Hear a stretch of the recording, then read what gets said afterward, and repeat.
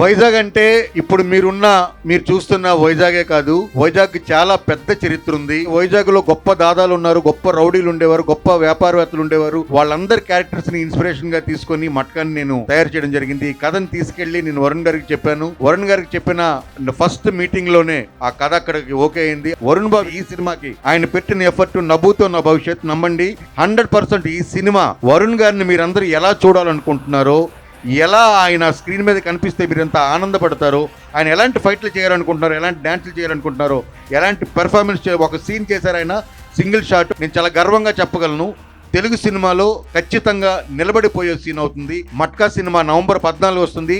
మళ్ళీ చెప్తున్నాను, ఇది ఓటీటీలో ఎప్పుడో వచ్చినప్పుడు చూద్దాం అనుకునే సినిమా కాదు. ఎందుకంటే దీని సౌండ్ వేరే, దీని తాలూకా రీసౌండ్ వేరే.